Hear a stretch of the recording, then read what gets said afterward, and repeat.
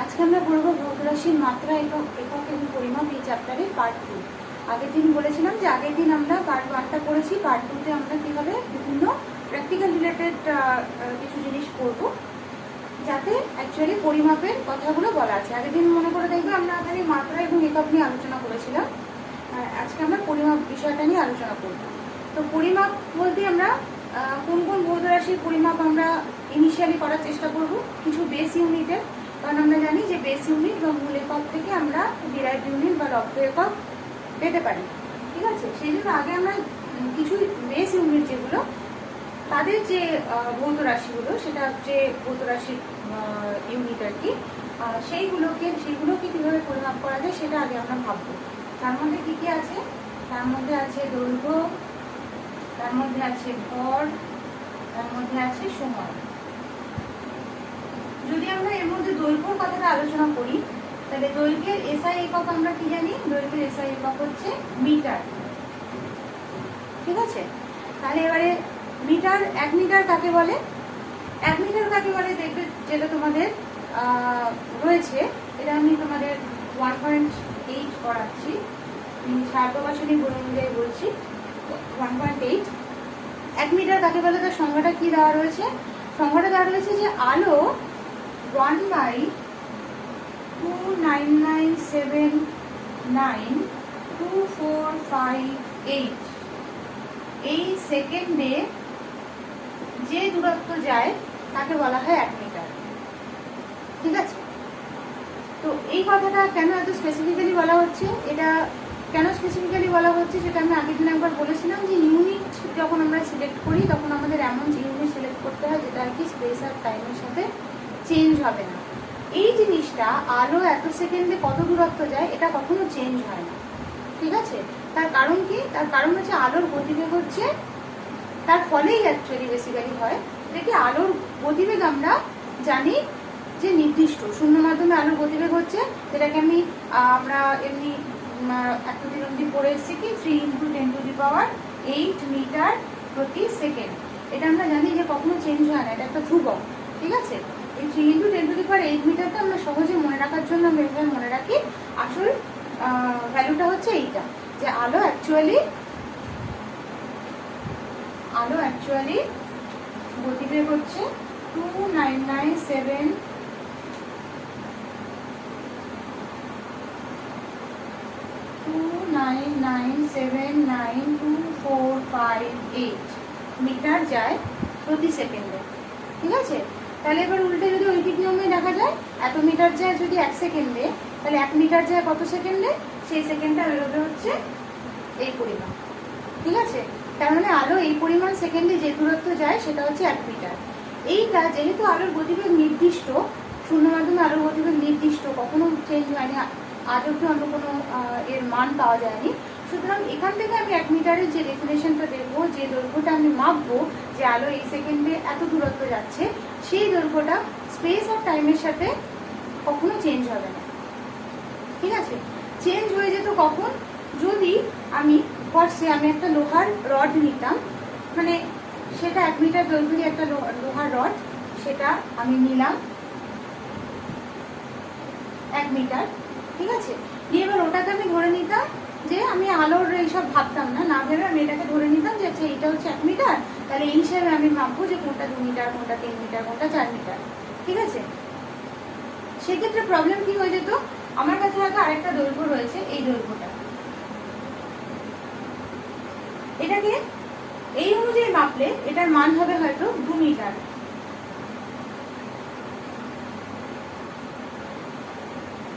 এটাকে 1 মিটার ধরে যদি মাপি তাহলে এটার মান হবে 2 মিটার। ঠিক আছে, এটা আমি একসঙ্গে মেপেছি। এবারে আমি গরমকালে ওই একই রডের দৈর্ঘ্যটার সাথে ইকুয়াল করে আমি মাপতে গেলাম। ঠিক আছে, গরমকালে আমি কেন স্পেসিফিক্যালি বলছি? তার হচ্ছে গরমকালে কি হয়, ধাতুর দৈর্ঘ্য প্রসারণ হয়, সেটা আমরা ক্লাস 10-এ পড়েছি। তাপের দৈর্ঘ্য প্রসারণ গুণাঙ্ক আলফা মনে পড়ছে? তাহলে দৈর্ঘ্য প্রসারণ হয়, তাহলে এইটা দৈর্ঘ্য প্রসারিত হয়ে হয়তো এই 1 মিটার দৈর্ঘ্যের যে রডটা, সেটা বেড়ে হয়ে গেছে 1.1 মিটার, বেড়ে 1 মিটারটাই হয়ে গেছে 1.1 মিটার। ঠিক আছে। এবারে সেইটা ধরে এবার আমি যদি এখানে মাপতে যাই, এবার আমি 1.1 মিটার ধরে কিন্তু আমি অ্যাকচুয়ালি 1.1 মিটারের দৈর্ঘ্যের একটা রড নিয়েছি। এবার সেই দৈর্ঘ্যটা ধরে আমি যদি মাপতে যাই, এটা কি আমি 2 মিটার পাবো? এটা আমি 2 মিটার পাবো না, এটা আমি পাবো হচ্ছে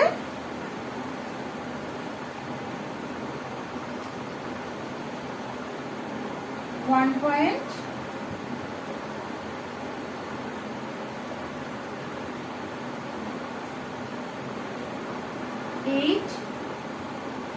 মিটার।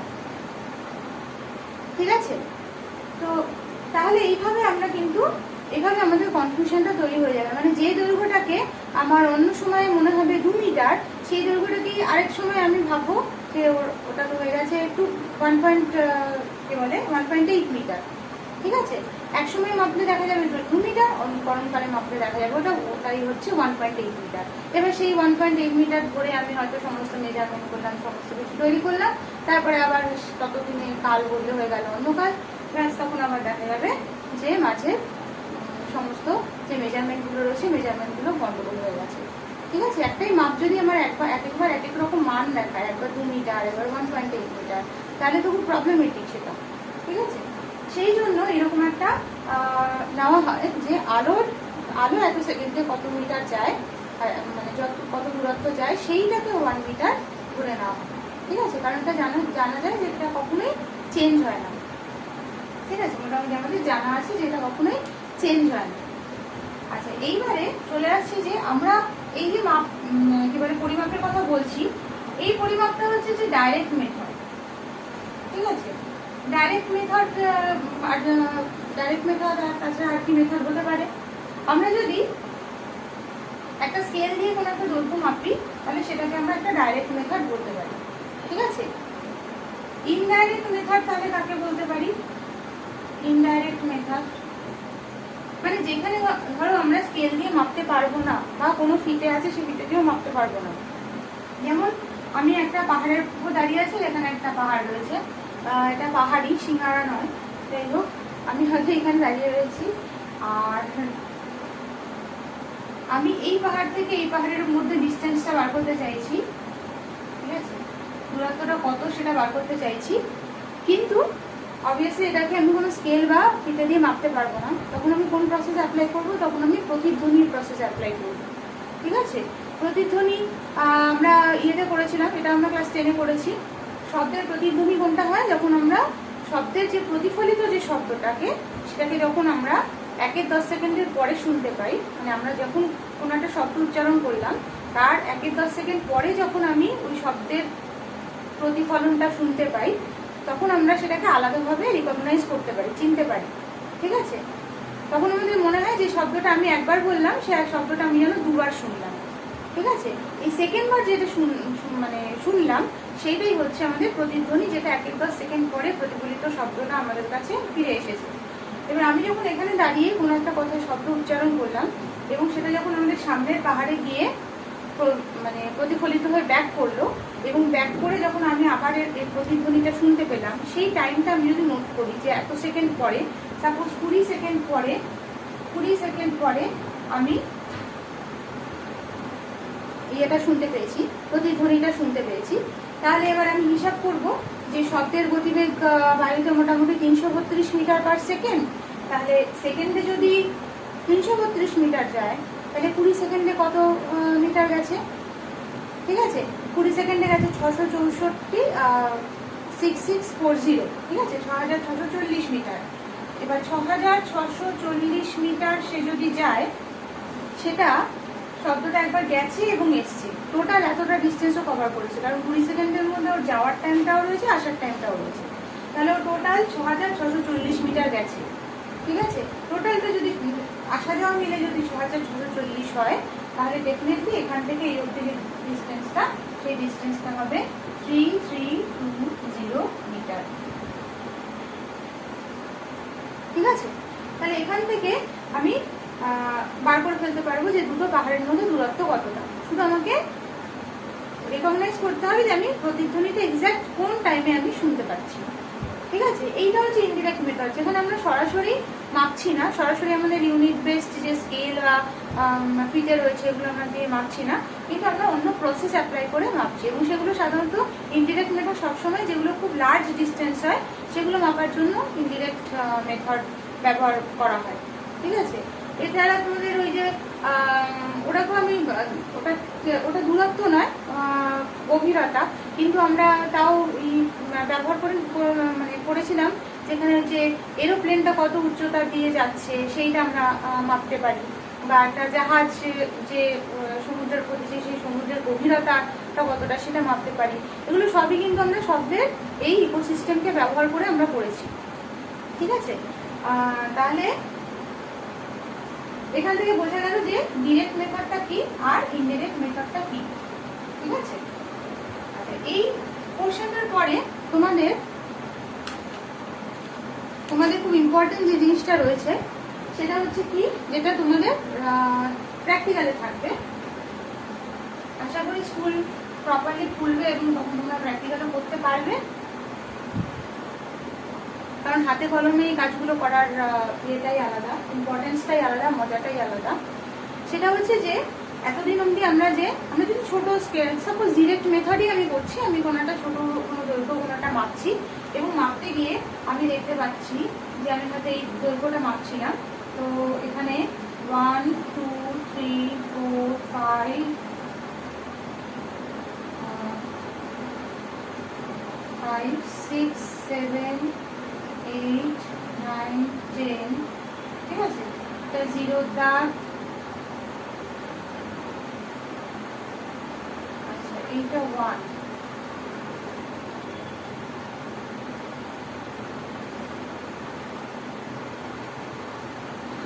ঠিক আছে। এবারে এটা আমি সেন্টিমিটার স্কেলের 1 সেন্টিমিটারটাকে আমি বড় করে এঁকেছি। ঠিক আছে, 1 সেন্টিমিটার থেকে বড় করে এঁকেছি। এবার আমি এই দৈর্ঘ্যটা মাপতে চাইছি। এবার এই দৈর্ঘ্যটা মাপতে গেলে কত বলবো এর দৈর্ঘ্য? এটা হচ্ছে 0.1, এটা 0.2, এটা 0.3, ঠিক আছে। আচ্ছা এখানে 0.4, 1 2 3 4 5 6 7 8 9, ঠিক আছে। তাহলে এবারে আমি এই দৈর্ঘ্যটা মাপছি। এই দৈর্ঘ্যটা মাপতে গেলে আমি কি করব, আমি দেখছি যে কত আছে, এখানে কত আছে 0.6 0.7, কিন্তু 0.7 এর থেকে বেশি আছে এই দৈর্ঘ্যটা। এই দৈর্ঘ্যটার এক্সাক্ট যদি মাপ আমি যদি বলি তাহলে এইটা, এই লাইন বরাবর, কিন্তু এই লাইন বরাবর কোনো সেন্টিমিটারের দাগ নেই। ঠিক আছে, সেক্ষেত্রে এরকম মেজারমেন্ট আমাদের অনেক সময় এসে থাকে। এর আগে যখন আমাদের এসেছিল এরকম মেজারমেন্ট, আমরা তখন সেগুলোকে পয়েন্ট ইয়েই ধরে নিতাম, হয়তো ধরে নিলাম যে এটা হচ্ছে 0.7ই ধরে নিলাম, 0.7 এর থেকে একটু বেশি আছে 0.7ই ধরে নিচ্ছি। অথবা কেউ বলতো যে এটা তো বেশি, যদি 0.8 এর কাছাকাছি বেশি যেত আর কি, তাহলে আমরা ওটাকে 0.8ই ধরে নিতাম। ঠিক আছে, অথবা 0.7 কেউ যদি খুব মাইনিউটলি নিতে চাইতো, অ্যাকুরেটলি নিতে চাইতো, অনেক সময় সে করতো কি 0.7ও না 0.8ও না, ও ধরে নিত যে 0.7 আর 0.8 এর মাঝামাঝি কোনো একটা পয়েন্ট, তার মানে এটা হচ্ছে 0.75 সেন্টিমিটার। ঠিক আছে, কিন্তু এটা ভাববার বিষয় যে 0.7 আর 0.8 এর মাঝখানে কিন্তু 10টা লাইন বসতে পারে। ঠিক আছে, মানে 0.71, 0.72, 0.73, 0.74 এরকম করতে করতে 0.79, তারপরে হচ্ছে 0.8। ঠিক আছে, এতগুলো লাইন ভেতরে বসতে পারে। এতগুলো লাইন যদি ভেতরে বসতে পারে, তাহলে সেই লাইনগুলোকে আমি তো টোটালি ইগনোর করছি, কারণ আমি চোখের আন্দাজে মাপছি এবং মেপে বলে দিচ্ছি যে এটা 0.75 সেন্টিমিটার। ঠিক আছে, সেইটা যাতে করতে না হয়, কারণ অ্যাকুরেট মেজারমেন্টটা কীভাবে করতে হয় সেটা আমাদের আস্তে আস্তে শিখতে হবে। তার জন্য আমরা একটা যন্ত্র আবিষ্কার করেছি, মানে একটা যন্ত্র আবিষ্কৃত হয়েছে, আমরা এটা আবিষ্কার করিনি, মানে আমি তো আবিষ্কার করিনি। সেটা হচ্ছে স্লাইড ক্যালিপার্স।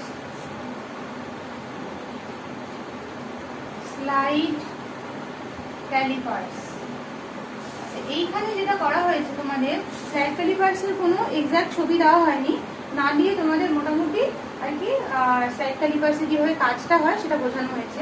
আমার মনে হয় একটু যদি ছবিটা মোটামুটি দেওয়া থাকতো তাহলে ভালো হতো। ছবিটা আমি খুবই বাজে রাখবো, কিন্তু তবু চেষ্টা করছি একটা আইডিয়া দেওয়ার।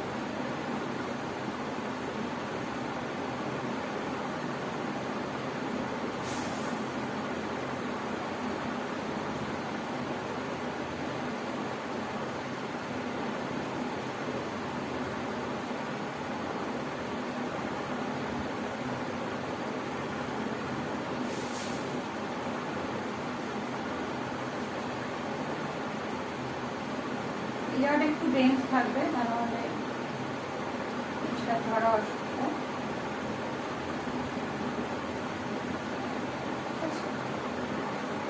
এইখানে একটা এই যে দুটো দাঁতের মতো অংশ দেখা যাচ্ছে, উপরেও আছে নিচেও আছে, এইটা উপরেরটার সাথে এটা কানেক্টেড, এটার সাথে এটা কানেক্টেড। এই পোর্শনটা স্থির থাকবে, এই পোর্শনটা মুভ করা যাবে, ঠিক আছে। এই মুভেবল পোর্শনের সঙ্গে একটা ছোট স্কেল থাকে, ঠিক আছে। সেই স্কেলে 0, 1, 2, 3, 4, 5, 6, 7, 8, 9, 10 10টা দাগ থাকে, ঠিক আছে। আর এইখানে আরেকটা থাকে,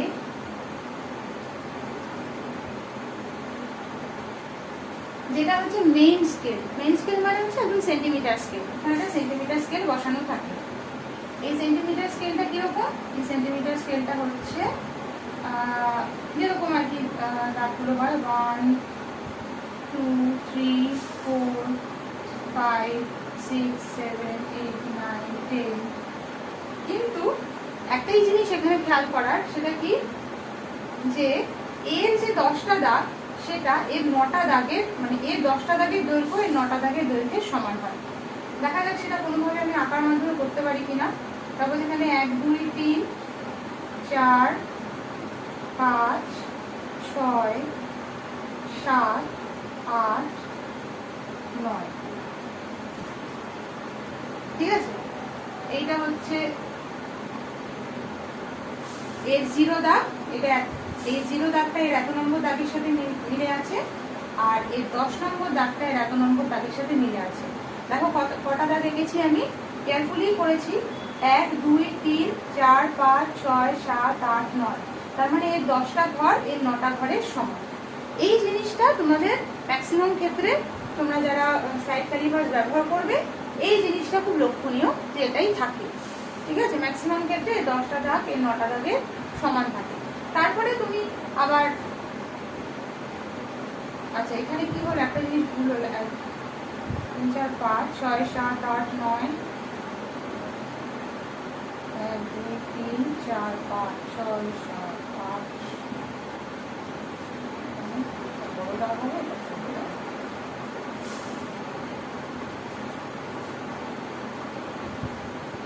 ঠিক আছে।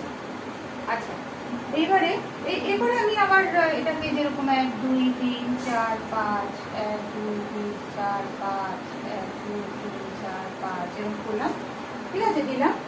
এইবারে এইখানে কি, যে এইটাকে আমি বুঝতে পারছি যে এটা 0.1, 0.2, 0.3, 0.4, 0.5, 0.6, 0.7, 0.8, 0.9, 1, এটা 1.5, এটা 2, ঠিক আছে। তাহলে এটা হচ্ছে 1 লিখে নিচ্ছি, এটা হচ্ছে 1.5, এটা হচ্ছে 2, এটা হচ্ছে 3। আমি ধরো 3 সেন্টিমিটার অব্দি এঁকেছি, কিন্তু তোমাদের আরো স্কেলটার মধ্যে আরো পুরো সেন্টিমিটার, পুরো সম্ভবত 12 সেন্টিমিটার তোমাদের দেওয়া থাকে। সরি, 12 ইঞ্চি বলছি। তোমাদের কত সেন্টিমিটার অব্দি দেওয়া থাকে, সেখানে যেমন 10 সেন্টিমিটার দিয়েছে তোমাদের। এটা আমি এখানে 3 সেন্টিমিটার অব্দি আঁকলাম, কিন্তু এটা আরো দূর অব্দি দেওয়া থাকে, আরো বেশি অব্দি দেওয়া থাকে, ঠিক আছে। আচ্ছা এইবারে মূল ব্যাপারটা কি, আমি এখন কোনো একটা বস্তুর ব্যাস, কোনো একটা বস্তুর দৈর্ঘ্য মাপি। এবার আমাদের বিভিন্ন, একটা হচ্ছে যে আমরা সোজাসুজি কোনো, যদি স্ট্রেট কোনো বস্তু থাকে, যেমন এই বস্তুটা স্ট্রেট বস্তু, এই বস্তুটার আমি যদি দৈর্ঘ্য মাপতে চাই, বস্তুটার দৈর্ঘ্য মাপাটা মোটামুটি ইজি। আমি এটাকে বসিয়ে দিলাম, এখানে একটা স্কেল ধরবো, এর লাইনটা যেটা আছে লাইনটা ধরে আমি মেপে নেবো, ঠিক আছে। কিন্তু আমাদের যদি এই পেনটার যদি আমার ব্যাস মাপতে হয়, ব্যাস মাপতে দেয়, ব্যাসার্ধ মাপতে দেয়, ব্যাসার্ধ মাপতে গেলে আমাকে আগে ব্যাস মাপতে হবে, তারপরে হাফ করে ব্যাসার্ধটা মাপবো, ঠিক আছে। তাহলে ব্যাসটা মাপতে গেলেও কিন্তু আমার পক্ষে খুব ট্রিকি ব্যাপার হয়ে যাবে, কিভাবে মাপবো, আমি কোন দিক থেকে মাপবো। এই সমস্ত জিনিসগুলো কিন্তু আমরা এই স্লাইড ক্যালিপার্সের সাহায্যে খুব সহজে মাপতে পারি। কারণ এই যে একেবারে বিচ্ছিরি আঁকাটা রয়েছে, সে আঁকাটা যদি প্রপার হতো, তাহলে এই দাঁতের এই জায়গাটায় বুঝতে পারতে যে খুব সহজেই আমরা কোনো একটা গোলাকার বস্তুকেও আমরা বসিয়ে দিতে পারি। ঠিক আছে? তাহলে একটা কোনো গোলাকার বস্তুকে আমি যদি এর মধ্যে বসিয়ে দিই আমি যদি এই সাইড ক্যালিপার্সটাকে এখানে আটকে দিই আর কি, যত দূর অব্দি আমার বস্তুটার সাইজ অনুসারে আমাকে এই দাগটাকে সরাতে হবে আর কি, ঠিক আছে? যেরকম জায়গায় গিয়ে এটা এই কি বলে গোলকটা সেট করবে সেরকম জায়গায় এটাকে আমি সেট করে দিলাম, ঠিক আছে? সেট করার পর আমি কি দেখবো, আমি দেখবো যে এই যে ভার্নিয়ার স্কেলটা রয়েছে, আচ্ছা ভালো কথা, এই যে দুটো স্কেল রয়েছে এই দুটো স্কেলের একটার এই ছোট স্কেলটার নাম হচ্ছে ভার্নিয়ার স্কেল, আর এই বড় যে স্কেলটা সেটাকে বলা হয় মেইন স্কেল। যেহেতু এটা মেইন সেন্টিমিটার স্কেল সেই জন্য এটার নাম মেইন স্কেল, আর এটা হচ্ছে ভার্নিয়ার স্কেল, ঠিক আছে? এবারে আমি যখন মাপতে চাইবো তখন আমি কি করবো, আমি দেখবো যে এইটাকে যখন বস্তুটাকে যখন এর মধ্যে সেট করে ফেলেছি তখন এই ভার্নিয়ার স্কেলটা এই মেইন স্কেলের কত নম্বর দাগ পেরিয়েছে, ঠিক আছে? এখানে একদম দাগে দাগে বসে গেছে, আমি এটাকে একদম দাগে দাগে বসাচ্ছি না, আমি এটাকে ইচ্ছাকৃত কি করছি এই দাগের পরে বসাচ্ছি, দাগে দাগে বসালে মানে আসল টোটাল জায়গাটা বোঝাতে একটু প্রবলেম হবে, ঠিক আছে? তাহলে আমি এখানে কি দেখতে পাচ্ছি, এখানে দেখতে পাচ্ছি যে এটা কত নম্বর দাগ পেরিয়েছে, এটা দাগ পেরিয়েছে 0.5, 0.6, 0.7, 0.8। 0.8 এর যে সেন্টিমিটার স্কেলে যে দাগটা সেই দাগটা ও পেরিয়েছে ভার্নিয়ার স্কেলটা। ভার্নিয়ার স্কেলে 0 দাগটা, এটা হচ্ছে ভার্নিয়ার স্কেলে 0 দাগ যেটা ডট দেওয়া, সেটা মেইন স্কেলের কত নম্বর দাগ পেরিয়েছে, 0.8 এর যে দাগটা সেই দাগটাও পেরিয়েছে, ঠিক আছে? তাহলে 0.8 এর যদি দাগটাও পেরিয়ে থাকে তাহলে তারপরে আমি কি দেখবো, তারপরে দেখবো যে ভার্নিয়ার স্কেলের কোন দাগটা মেইন স্কেলের কোন দাগের সঙ্গে একদম লাইনে রয়েছে। দেখা যাক এরকম কোনো লাইন পাওয়া যায় কিনা এখানে। আচ্ছা, এই দাগটা মোটামুটি পাওয়া যাচ্ছে, এই যে এই দাগটা ভার্নিয়ার স্কেলের কত নম্বর দাগ মেইন স্কেলের একটা কোনো দাগের সাথে এক লাইনে রয়েছে, এটা হচ্ছে ভার্নিয়ার স্কেলের 8 নম্বর দাগ, ঠিক আছে? তাহলে দুটো জিনিস লক্ষ্য করবে, একটা হচ্ছে ভার্নিয়ার স্কেলের 0 দাগটা মেইন স্কেলের কত নম্বর দাগ পেরিয়েছে, সেই হিসেবে আমি গ্রস মাপটা নেব, তার মানে ব্যাসটা হচ্ছে 0.8 সামথিং, 0.8 সামথিং, কিন্তু এর পরের সংখ্যাটা কত হবে সেটা মাপার জন্য আমি কি দেখবো যে ভার্নিয়ার স্কেলের কত নম্বর দাগ মেইন স্কেলের কোনো একটা দাগের সঙ্গে এক লাইনে রয়েছে। মেইন স্কেলের কত নম্বর দাগের সাথে এক লাইনে রয়েছে সেটা ইম্পর্টেন্ট নয়, ইম্পর্টেন্ট হচ্ছে ভার্নিয়ার স্কেলের কত নম্বর দাগটা মেইন স্কেলের কোনো একটা দাগের সঙ্গে এক লাইনে রয়েছে। এখানে দেখতে পাচ্ছি 8 নম্বর দাগটা, ঠিক আছে? তাহলে আমি এটা 8 নম্বর দাগ এটা লিখে রাখলাম, ঠিক আছে? এবারে হচ্ছে যে কিভাবে আমি তাহলে পুরো মাপটা এবার আসবো। পুরো মাপটায় আসতে গেলে আমাদের যেটা বার করতে হবে সেটা হচ্ছে ভার্নিয়ার ধ্রুবক বা ভার্নিয়ার কনস্ট্যান্ট। তোমরা বেঙ্গলি মিডিয়ামে পড়ো বা ইংলিশ মিডিয়ামে পড়ো, এটাকে ভার্নিয়ার কনস্ট্যান্টই ম্যাক্সিমাম মানে বলবে আর কি। তো ভার্নিয়ার কনস্ট্যান্ট বা ভার্নিয়ার ধ্রুবক। ভার্নিয়ার কনস্ট্যান্টটা কি? ভার্নিয়ার কনস্ট্যান্টটা বেসিক্যালি হচ্ছে যে একটা মেইন স্কেলের স্মলেস্ট ডিভিশন, মেইন স্কেলের স্মলেস্ট ডিভিশন কোনটা? 0.1 সেন্টিমিটার। এই যে এই স্মলেস্ট ডিভিশন 0.1 সেন্টিমিটার, এই মেইন স্কেলের একটা স্মলেস্ট ডিভিশনের ভ্যালু ভার্নিয়ার স্কেলের একটা স্মলেস্ট ডিভিশনের ভ্যালুর থেকে কত বেশি। আর এবার বলছি মেইন স্কেলের একটা স্মলেস্ট ডিভিশনের ভ্যালু ভার্নিয়ার স্কেলের একটা স্মলেস্ট ডিভিশনের থেকে কত বেশি, সেটাই হচ্ছে ভার্নিয়ার কনস্ট্যান্ট, ঠিক আছে? তাহলে মেইন স্কেলের একটা স্মলেস্ট ডিভিশন কত? 0.1 সেন্টিমিটার। তাহলে আমাকে বার করতে হবে যে ভার্নিয়ার স্কেলের একটা স্মলেস্ট ডিভিশনের মান কত সেটা বার করতে হবে। তাহলে আমি মাইনাস করে ভার্নিয়ার কনস্ট্যান্টের মানটা বার করতে পারবো। সেটা বার করতে গেলে আমি আগে কোনটা ব্যবহার করবো? আমি ওই জিনিসটা ব্যবহার করবো যে ভার্নিয়ার স্কেলের 10 ঘর মেইন স্কেলের 9 ঘরের সমান। এটা আমি আগে বলেছিলাম। তাহলে ভার্নিয়ার স্কেলে আমি কি লিখবো? ভার্নিয়ারের 10 ঘর ইকুয়াল টু মেইন স্কেলের মেইন স্কেলে 9 ঘর। তাহলে ভার্নিয়ারের 1 ঘর মানে কি মেইন স্কেলের 9-এর 10 ঘর। মেইন স্কেলের এক একটা ঘরের কত ভ্যালু? এক একটা ঘরের ভ্যালু হচ্ছে 9, এক একটা ঘরের ভ্যালু হচ্ছে 0.1 সেন্টিমিটার। ঠিক আছে, তাহলে ভার্নিয়ারের 1 ঘর মানে হচ্ছে অ্যাকচুয়ালি 9/10 ইন্টু 0.1 সেন্টিমিটার। ভার্নিয়ারের 1 ঘরের ভ্যালু বেরোলো এটা।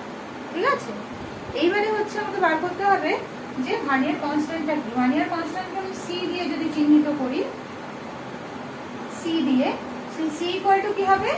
মেইন স্কেলের 1 ঘরের ভ্যালু কত? 0.1 মাইনাস ভার্নিয়ার স্কেলের 1 ঘরের ভ্যালু কত? 9/10 ইন্টু 0.1।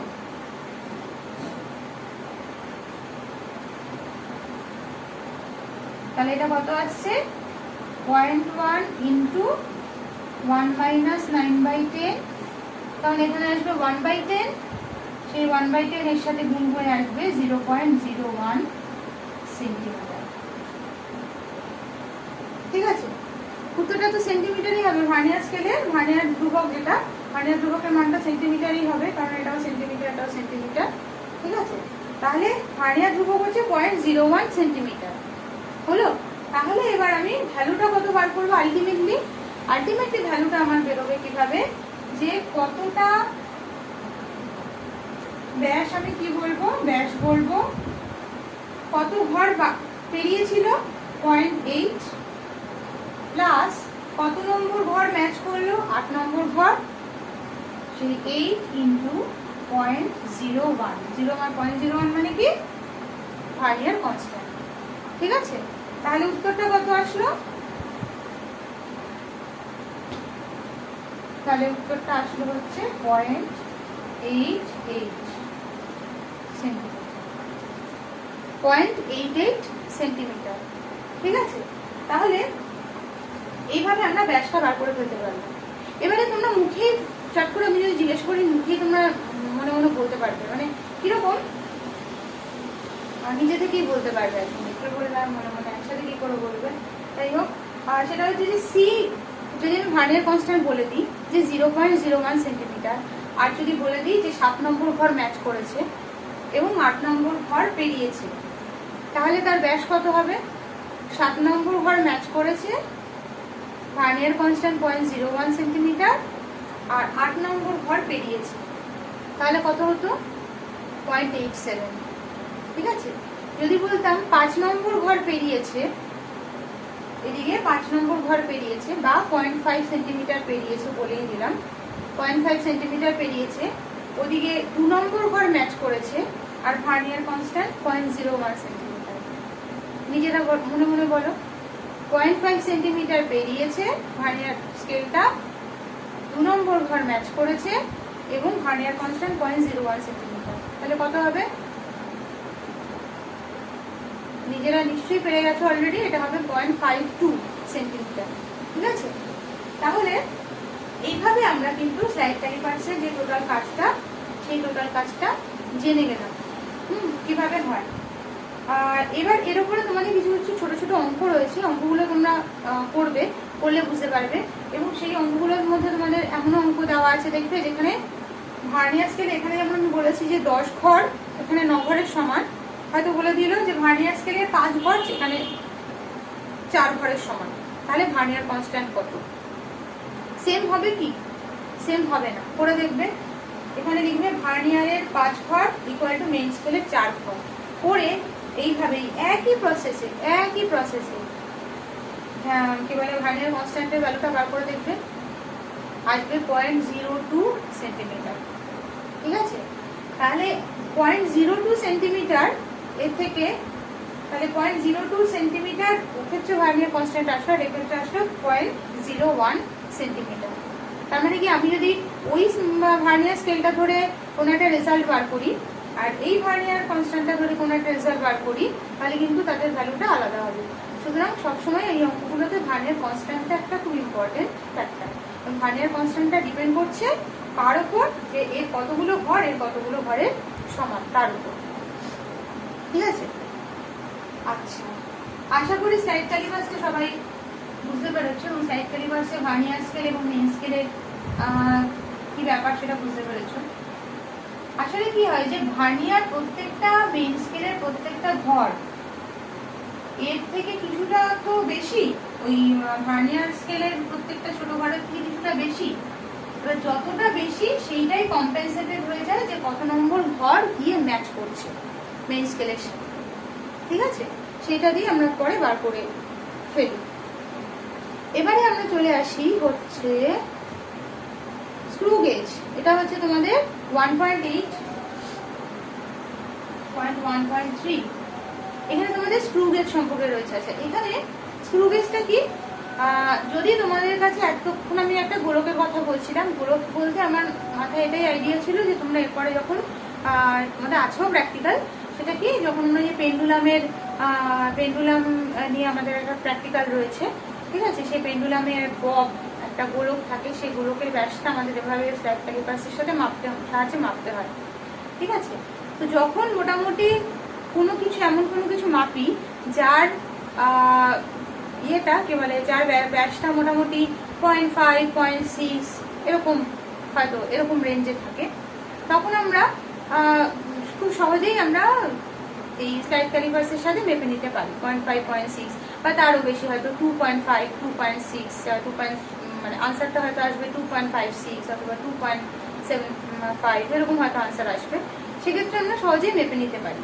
মানে মোট কথা হচ্ছে যেগুলো সেন্টিমিটার রেঞ্জে থাকে বা সেন্টিমিটারের থেকে হয়তো একটু কম, হয়তো 0.6 বা 0.7 দিয়ে আছে, তখন আমরা মেপে নিতে পারি। যদি খুব ছোট থাকে, ঠিক আছে, খুব সরু কোনো একটা তার দিল সাপোজ, একদম সরু তার হলে হবে না, যে তারগুলো সেই জট পাকানো থাকে না অনেক সময়, যে অনেক সময় তোমরা দেখেছো ইলেকট্রিশিয়ানরা বাড়িতে কাজ করতে আসলে কিছু কিছু তার আছে যে তারের ওই যে ওপরের যে রাবারের খোলসটা, সেই খোলসটা খুললে পরে দেখা যায় যে ভেতরে অনেক মানে ফাইন তার জট পাকানো রয়েছে। ওই তারের কিন্তু ব্যাসার্ধ মাপা যাবে না, সে আবার অন্য জিনিস দিয়ে মাপতে হবে। কিন্তু যেগুলো একটু মোটা তার, ঠিক আছে, যেগুলো দিয়ে তোমাদের হয়তো কিছু প্র্যাকটিক্যালও করার থাকবে, 12-এ থাকবে সেগুলো, তো সেই তারগুলো কিন্তু আমরা ইজিলি ব্যাসার্ধ কিন্তু আমরা মাপতে পারি, ঠিক আছে? মানে আগে ব্যাস মাপবো, তারপর ব্যাসার্ধ মাপবো। সেটা মাপতে পারি কার সাহায্যে? স্লাইড ক্যালিপার্স দিয়ে কিন্তু সেটা হবে না। সেটা মাপতে গেলে আমাদের যেটা লাগবে সেটা হচ্ছে স্ক্রু গেজ, ঠিক আছে? স্ক্রু গেজটা কি? এরকম দেখতে,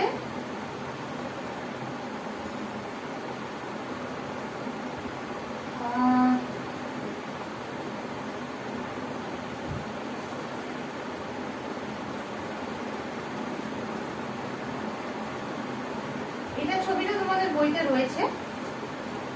তো আমি খুব মানে যতই যখন আঁকি তোমরা বুঝতে পারবে যে অরিজিনাল ছবিটা কিরকম। তবে স্লাইড ক্যালিপার্সের ছবিটা আমার আঁকাটা দেখার পরে আমি বলবো তোমরা প্লিজ একবার গিয়ে ওই নেটে ইমেজ স্লাইড ক্যালিপার্স লিখে ইমেজটা দেখে নেবে, ঠিক আছে? কারণ আমার আঁকা দেখে মনে হয় না খুব একটা বুঝতে পেরেছো বলে যে স্লাইড ক্যালিপার্সটা অ্যাকচুয়ালি কিরকম দেখতে। আচ্ছা, তাহলে এইখানে একটা স্কেল, আর এইখানে থাকতে হচ্ছে হ্যাঁ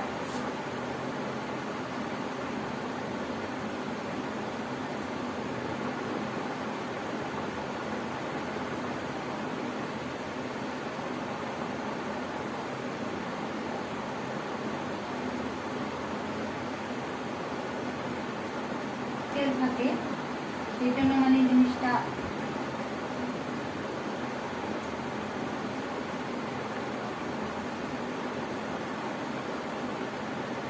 ঠিক আছে। আর এইখানে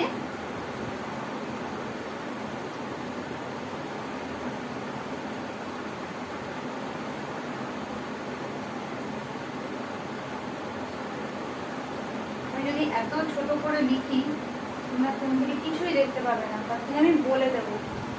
আচ্ছা, এখান থেকে মোটামুটি বুঝতে পারছো যে এই যে স্কেলটা রয়েছে, স্কেলটা কিরকম? বেসিক্যালি এই একটা বড় করে যদি আঁকি 1 2 3 4 5 6 7 8 9 10, আর এইখানে একটা রয়েছে যার হচ্ছে যার এগেইনস্ট একটা সার্কুলার স্কেল রয়েছে, আছে সার্কুলার স্কেলের মান এখানে 10, 20, 30, 40 এরকম হয়তো মান রয়েছে, ঠিক আছে। আচ্ছা, এইবারে ব্যাপারটা কি হয়, যখন আমরা স্ক্রু গেজ দিয়ে কোনো কিছু মাপি তখন এইখানে এই পয়েন্টে ধরো একটা তারের ব্যাসার্ধ মাপছি বা ব্যাস মাপছি, তারটাকে এইখানে রেখে এই স্ক্রুটাকে ঘোরানো যায়, ঠিক আছে। পিছনে একটা ঘোরানোর জায়গাটাকে ঘুরিয়ে ঘুরিয়ে আমরা এটাকে এগোতে বা পিছোতে পারি। বাঁ দিকেরটাকে কিছু করা যায় না, ডান দিকেরটাকে এগোনো পেছনো যায়, ঠিক আছে। করে আমরা যে তারটা বা যাই আমরা এখানে সেট করতে চাইছি সেটা সেট করে দিব, ঠিক আছে। এর মধ্যে সেট করে দিলাম। এবার হয়তো এর ব্যাসার্ধ আমি মাপতে চাইছি। মাপতে গেলে স্ক্রু গেজের ক্ষেত্রে আমরা কি করব, আমরা প্রথমত হচ্ছে যে এই স্কেলটা দেখব। ফার্স্ট আমাদের যে কাজটা থাকে সেই কাজটা হচ্ছে দেখা যে এইটাকে বসানোর আগে এইটা এই ইয়েটাকে এই যে সার্কুলার যে স্কেলটা, সার্কুলার স্কেলটা ঘুরিয়ে ঘুরিয়ে ঘুরিয়ে ঘুরিয়ে একদম শুরুতে নিয়ে আসতে হয়, ঠিক আছে।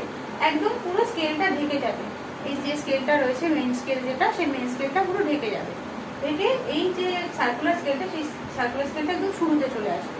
শুরুতে চলে আসার পর আমাকে দেখতে হবে যে সার্কুলার স্কেলের যে জিরো দাগ, প্রত্যেকটাই একটা জিরো দাগ থাকে, যেমন এটাকে আমি জিরো দাগ ধরে নিয়েছি, তাহলে এই জিরো দাগটা এই দাগের সাথে ম্যাচ করে আছে কিনা, মেইন স্কেলের সাথে জিরো দাগটা ম্যাচ করে আছে কিনা।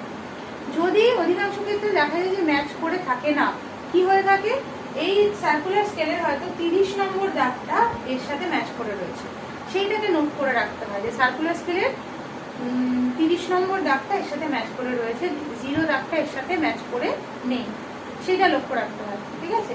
তাহলে সেটা যখন লক্ষ্য রাখবো, তো ওটা আমাদের প্রাইমারি কাজ, ওটা হচ্ছে ইনিশিয়াল এরার, ঠিক আছে। যেমন ওই যখন একটা ইলেকট্রিক কোনো একটা ওয়েট মেশিন বা কিছু একটা হলো যখন, তখন প্রথমে আমরা দেখি না যে ওটা 0-0-তে রয়েছে কিনা, যদি না থাকে তাহলে সেটা আমরা লিখে নিই যে প্রথমেই দেখাচ্ছে 2 গ্রাম, প্রথমে 2 গ্রাম দেখায় তাহলে আমাদের যা যা ওয়েট হবে তাহলে সেটা 2 গ্রাম অ্যাকচুয়ালি বেশি দেখাচ্ছে, তা আলটিমেটলি আমরা সেই 2 গ্রামটাকে মাইনাস করে দিয়ে আমাদের ওয়েটটা ধরবো, এরকম করে থাকি।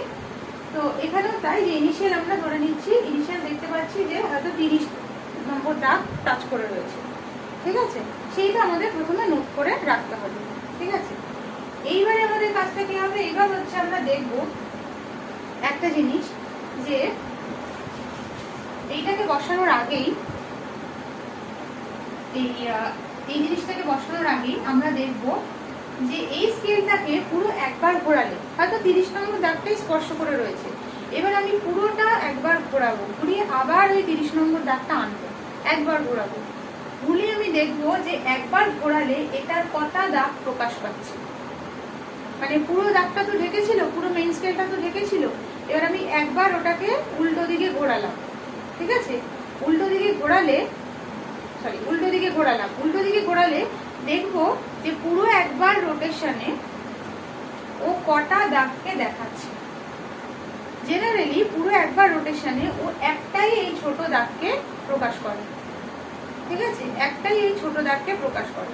তাহলে সেক্ষেত্রে আমি বলতে পারবো কি, সেই জিনিসটাকে বলা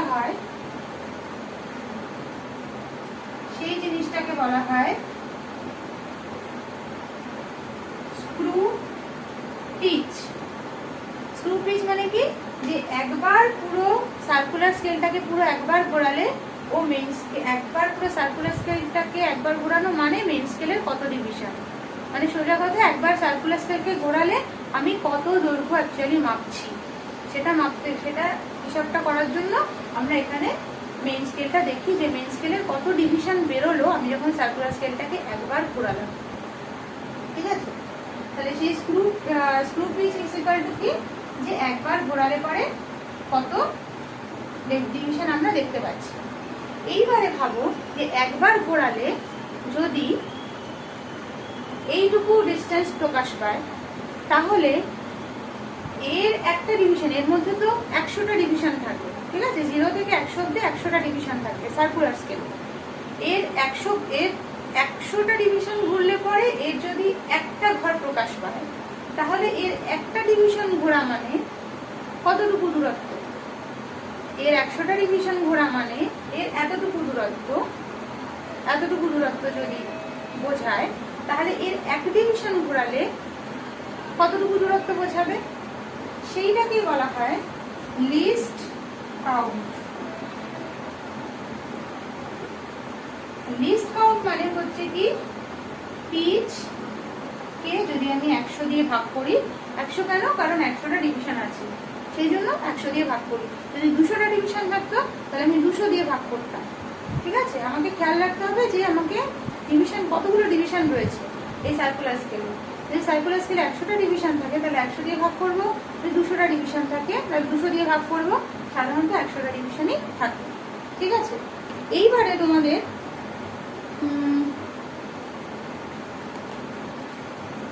আচ্ছা এইবারে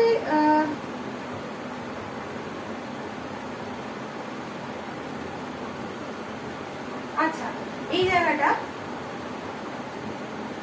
এখানে যখন একটা ডিভিশন ঘুরলো তখন এই একবার যখন পুরো একবার ঘুরলো তখন কতটুকু যাবে বললাম, এই একটা ছোট্ট ডিভিশন যাবে। এই একটা ছোট্ট ডিভিশন মানে কত, একটা ছোট্ট ডিভিশন মানে হচ্ছে 0.1 সেন্টিমিটার। ঠিক আছে, সেন্টিমিটার স্কেলই ওখানে দেওয়া থাকে, কিন্তু ব্যাপার হচ্ছে যে এখানে যত ছোট ছোট বস্তু আর কি আমরা মাপি আর কি, তাকে সেক্ষেত্রে দেখা যায় যে খুব কম পরিমাণ তার ব্যাসার্ধটা হয়, এটাই যা পার্থক্য। ঠিক আছে, এবং পয়েন্টের পরে 3 ঘর অব্দি আমরা মাপতে পারছি এই স্ক্রু গেজের সাহায্যে। এবারে দেখো তাহলে লিস্ট কাউন্ট কত, লিস্ট কাউন্ট হচ্ছে 0.1/100 সেন্টিমিটার, তার মানে কি 0.01 সেন্টিমিটার।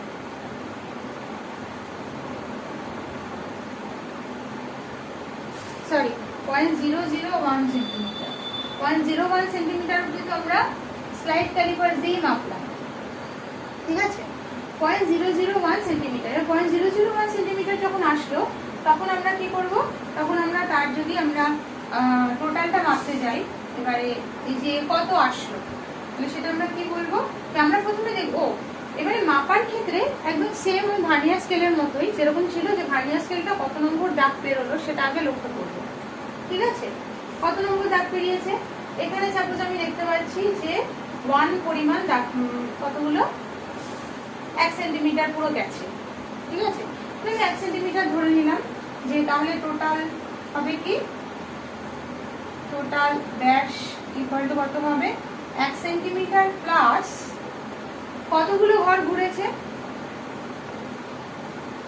টোটাল হচ্ছে যে আচ্ছা এইখানে যখন আমি ফাইনালি যখন এন্ড করলাম তখন আমি মাপবো, একটা তো হচ্ছে যে ইনিশিয়ালি লিস্ট কাউন্ট আমরা বার করে ফেলেছি। ঠিক আছে, এটা হচ্ছে যে আমাদের ওই ভার্নিয়ার কনস্ট্যান্ট বার করার মতো বার করে ফেললাম। এবার আমরা যখন এই জিনিসটাকে বসালাম, বসিয়ে যখন মাপলাম, মাপার পরে আমরা দেখবো যে এ কতগুলো ঘর গেছে। ঠিক আছে, একটা হচ্ছে যে মেন স্কেলে কতগুলো ঘর গেছে, তারপরে দেখবো যে এইখানে কতগুলো ঘর গেছে।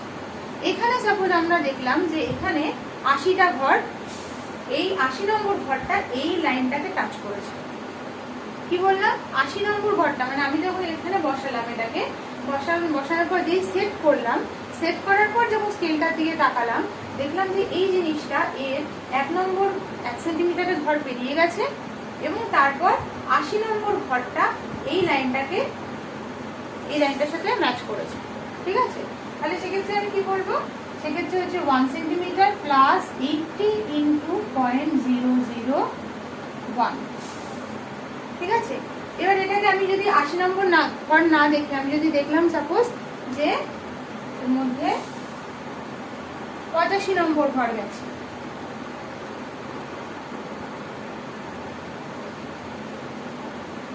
ঠিক আছে, 85 নম্বর ঘর গেছে, মানে খুব ফাইন দিয়ে থাকে, তুমি 85 তারপরে 75 83 এগুলো সমস্তগুলোই তুমি দেখতে পাবে যে কত নম্বর ঘর অ্যাকচুয়ালি এই লাইনটাকে গিয়ে টাচ করেছে। ঠিক আছে, তারপর 85 নম্বর ঘরটা গিয়ে টাচ করেছে, তার এটা কত হচ্ছে 1 প্লাস 0.085, তার মানে 1.085 সেন্টিমিটার। ঠিক আছে, তার মানে হচ্ছে একদম কত বেসিক জায়গায় গিয়ে ওর ব্যাসটা মাপতে পারবে। ঠিক আছে, এবার এখানে দেখো, এখানে কিন্তু শুধু যে 1 সেন্টিমিটারের বেশি জিনিসই মাপা যাচ্ছে তা কিন্তু নয়, এই যদি তুমি আরো সরু জিনিস মাপো মানে 0.1 সেন্টিমিটারের থেকে বড়, বা 0.1 সেন্টিমিটারের থেকে বড় হলেও ভুল হবে, তুমি 0.1 সেন্টিমিটারের থেকে ছোট ব্যাসের কোনো বস্তু কিন্তু এর সাথে মাপতে পারবে। তুমি তখন কি হবে, তোমার মানে এই নাম্বারটা হয়তো 0 আসলো, ঠিক আছে, কিন্তু পরের দুটো নাম্বার আসলো। আমি বলতে চাইছি যে সাপোজ তুমি দেখলে যে এটা শুধু যে 0 দাগটা জাস্ট পেরিয়েছে, এমন একটা জিনিস তুমি এখানে মাপতে বসিয়েছো যে এখানে যেই সেট করলে দেখলে যে এই সার্কুলার স্কেলটা এর শুধুমাত্র 0 দাগ পেরিয়েছে, ঠিক আছে, 0 দাগ পেরিয়েছে, ফাইন, এটা হয়ে যেত 0, ঠিক আছে। কিন্তু এইখানে দেখলে যে সার্কুলার স্কেলে এটা 85 নম্বর দাগ গিয়ে এই দাগটাকে স্পর্শ করেছে সেট করার পরে আর কি। তাহলে এটা কত হলো, 85 ইন্টু 0.001, তার মানে হচ্ছে 0.085।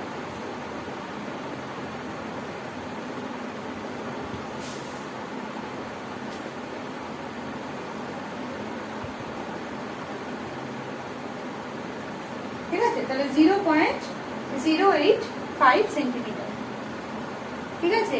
তার মানে হচ্ছে যে আমি 0.1 এর থেকে কম যারা রয়েছে, 0.1 মিলিমিটারের থেকে কম যারা রয়েছে তাদেরকেও মাপতে পারছি, ঠিক আছে।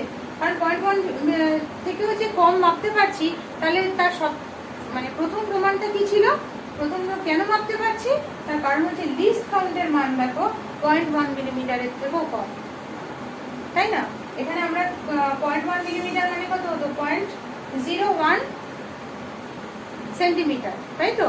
আমরা এখানে 0.001 সেন্টিমিটার অব্দি মাপতে পারছি, সেই জন্য লিস্ট কাউন্টের মানটা যেহেতু এত কম, সেই জন্য কিন্তু আমরা এটা সহজে মাপতে পারছি। এবার যদি আমরা অত ছোট দৈর্ঘ্য মাপতে পারছি, এবার যদি আমাকে এমন কোনো সার্কুলার স্কেল দেওয়া হতো যার মধ্যে হয়তো 100টা ডিভিশন নেই, তার মধ্যে রয়েছে 50টা ডিভিশন, তাহলে সেক্ষেত্রে কিন্তু আলাদা হয়ে যেত, ঠিক আছে, লিস্ট কাউন্টের মানটা। কিন্তু তোমরা যে জিনিসগুলো ইউজ করবে ল্যাবে, তাতে সব সময় লিস্ট কাউন্ট দেখা যাবে যে 100টা ডিভিশনই রয়েছে। আচ্ছা, তাহলে স্টুডেন্টটা আশা করি বোঝা গেল। এবারে হচ্ছে এটা যাবতীয় আমরা যা বলছিলাম এতক্ষণ অবধি সবই হচ্ছে দৈর্ঘ্য নিয়ে, দৈর্ঘ্য কিভাবে মাপা যায়, ডিরেক্ট মেথড, ইনডিরেক্ট মেথড।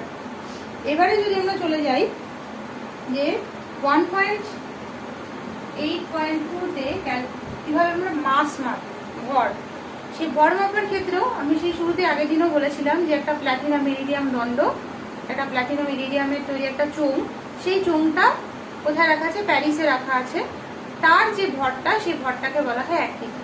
এবং এখানেও এটা ঠিক যে প্ল্যাটিনাম ইরিডিয়াম একটা খুব শক্তপোক্ত মানে একটা খুব শক্তপোক্ত সংকর ধাতু, যার ফলে তার দ্বারা তো প্ল্যাটিনাম ইরিডিয়ামের তৈরি যে চোঙটা রয়েছে সেই চোঙটা ক্ষয়প্রাপ্ত হওয়ার চান্স খুব কম, সেই জন্য ওর ওয়েটটা এদিক ওদিক হওয়ারও চান্স কম, সেই জন্য সেটাকে অত সযত্নে রাখা হয়েছে এবং ওটাকে ইউনিট অফ মানে measurement in case of mass, মানে ভরের একক হিসেবে ওটাকেই ধরে নেওয়া হয়, ওটাই হচ্ছে 1 কেজি। সেই অনুযায়ী আমরা বাকিগুলোকে মাপ, ঠিক আছে। মানে এইটাতে বিশেষ কিছু বলার নেই। আচ্ছা,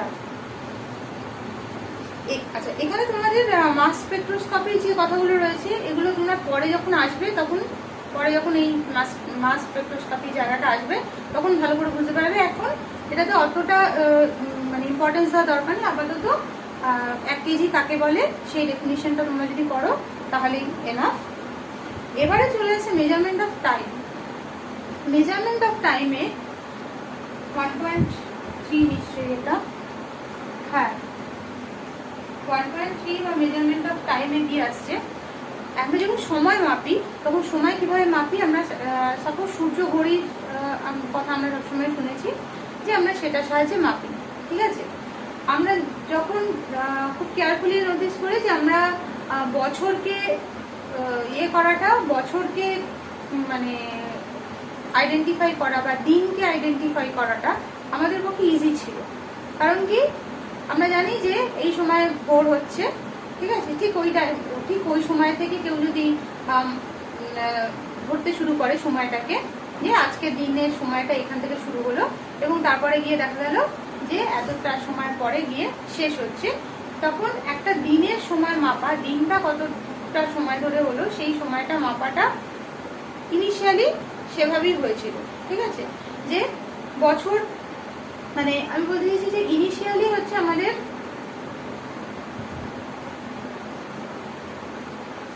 আচ্ছা 1.8.3 তে আমাদের রয়েছে মেজারমেন্ট অফ টাইম।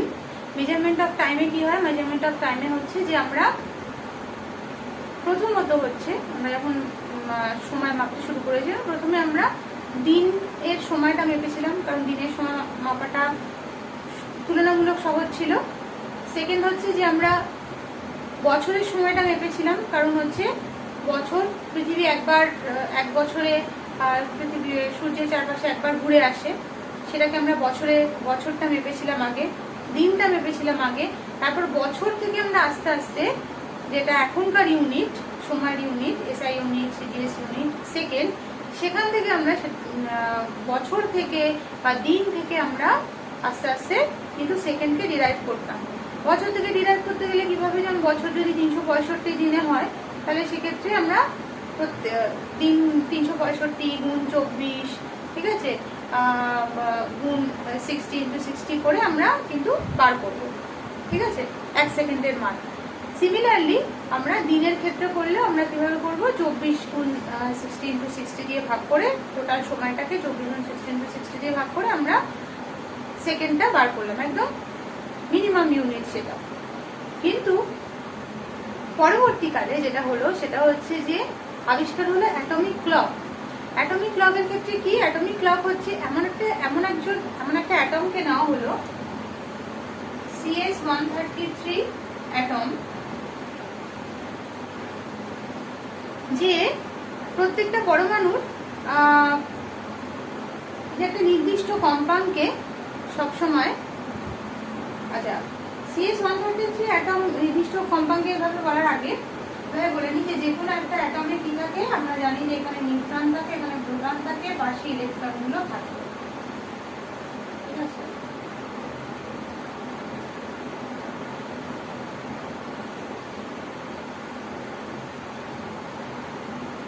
এটা ধরে নিলাম। ঠিক আছে, এবারে অ্যাটমদেরকে কি করা, যে এই কক্ষপথে ঘুরে বেড়াচ্ছে তার থেকে বেশি এনার্জি যদি ওকে দেওয়া যায়, তাহলে ও কি করে? ও এক্সাইটেড হয়ে বেশি পরিমাণে যদি এনার্জি পেয়ে যায়, তাহলে একটা সময় ও সেই এনার্জিটাকে শোষণ করে নিয়ে ও একটা কক্ষপথ থেকে আরেকটা কক্ষপথে জাম্প করে। কখন করতে পারে? যখন এই কক্ষপথে ঘোরার জন্য যে পরিমাণ এনার্জি দরকার, সেই পরিমাণ এনার্জি ও যখন শোষণ করে নিতে পারে, মানে ওর অলরেডি কিছুটা এনার্জি আছে, তারপরে আরো কিছুটা এনার্জি যদি ও কারো কাছ থেকে শোষণ করে নিতে পারে এবং ওর এনার্জি যদি এই ইলেকট্রনগুলোর এনার্জি সমান হয়ে যায়, তখন ও কি করে? এই কক্ষপথ থেকে ওই কক্ষপথে জাম্প করে যায়। ঠিক আছে, এবার যখন জাম্প করে যায় তখন ও কি করে? জাম্প করার পরেও কিন্তু ও ওইখানে স্টেবল অবস্থায় থাকতে পারে না, স্থির অবস্থায় থাকতে পারে না, কারণ ও এই কক্ষপথেই থাকতেই সবসময় অভ্যস্ত। ঠিক আছে, ওর অবস্থার ও পরিবর্তন করতে চায় না। ও কি করে? ওইখানে গেল, গিয়ে কিছুক্ষণ হয়তো থাকলো, তারপরে কি হয়? ও আবার নিজের যে সুযোগ পেলেই ও নিজের যে পরিমাণ এক্সট্রা এনার্জিও নিয়েছিল, যে পরিমাণ এক্সট্রা শক্তিও নিয়েছিল, সেই শক্তিটাকেও বর্জন করে আবার আগের কক্ষপথে ব্যাক করে আসে। ঠিক আছে, এই যখন ও এনার্জি শোষণ করে তখন ও নানাভাবে এনার্জি শোষণ করতে পারে।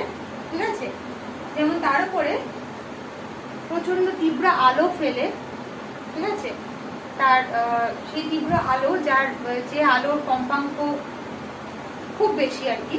ঠিক আছে, আমরা তো জানি যে বিভিন্ন ধরনের আলোই থাকতে পারে, যেমন আমরা এতক্ষণ মানে বিভিন্ন কালারের আলো পেয়েছি, যেমন সাদা তো যাই হোক সমস্ত বহুবর্ণীয় আলো, আমরা ধরো লাল পেয়েছি, আমরা ধরো হলুদ পেয়েছি, আমরা ধরো বেগুনি পেয়েছি, বিভিন্ন কালারের। এদের বিভিন্ন ওয়েভলেন্থ যেমন আলাদা, মানে তরঙ্গ দৈর্ঘ্য যেমন আলাদা, যেমন লালের তরঙ্গ দৈর্ঘ্য সব থেকে বেশি, কম্পাঙ্ক কম, তেমনি হচ্ছে বেগুনির তরঙ্গ দৈর্ঘ্য কম, কম্পাঙ্ক বেশি।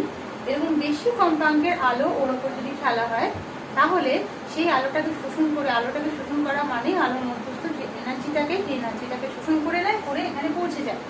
পৌঁছে গিয়েও যখন আবার স্টেবল হতে না পারে এবং ছেড়ে বেরিয়ে আসে, তখনও ও কিন্তু একটা নির্দিষ্ট কম্পাঙ্কের আলো ও বার করে দিয়ে, নির্দিষ্ট কম্পাঙ্কের তরঙ্গকে ও বার করে দিয়ে ও এখানে ব্যাক করে আসে।